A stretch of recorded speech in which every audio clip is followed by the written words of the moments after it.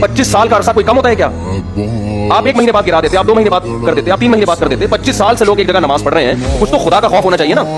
25 साल से एक जगह फजर की नमाज हो रही है, जोहर की हो रही है, असर की हो रही है, मगरिब की हो रही है, इशा की हो रही है, रमजान में तरावी हो रही है, ईद बकरीद हो रही है, वहाँ जुमे की नमाजें हो रही हैं, ईद उल फितर ईद उल अज़हा की नमाजें हो रही हैं। 25 साल से महल्ले वाले वहाँ एक क्राउड हो रहा है, बहुत बड़ा इज्तिमा हो रहा है, उसको आप लोगों के जॉगिंग के लिए और चहलकदमी के लिए आप गिरा दें, तो ये जब अल्लाह का खौफ नहीं होगा तो फिर ये काम बहुत आसान है।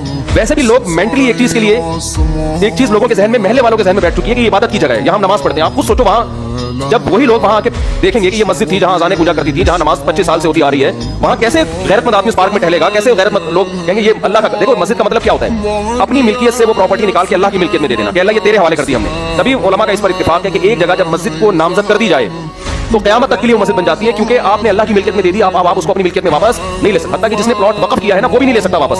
एक आदमी ने 1 करोड़ की प्रॉपर्टी खरीदी और मस्जिद के नाम वक़्फ कर दी, नमाजियों के लिए खोल दिया उसने उसको, अब वो वापस नहीं ले सकता कि मेरा प्लॉट है मैं वापस ले रहा हूँ। कहेंगे जब आपने वक़्फ कर दिया तो ये किसका हो गया? अभी अल्लाह का हो गया। तो ये दुश्मनी किससे हो रही है? सीधा सीधा ये मौलवियों से दुश्मनी नहीं हो रही है। हमारी गवर्नमेंट और ये लोग इसमें है कि मौलवी लोग एहतजाज कर रहे हैं क्योंकि मौलवियों के मफाद पे असर पड़ रही है। मौलवियों को कुछ भी नहीं हो रहा इससे, हमारे मफाद पे क्या असर पड़ रही है? कुछ भी नहीं हो रहा हमें। वो मस्जिद रहे ना रहे, मेरा क्या फायदा इससे भाई?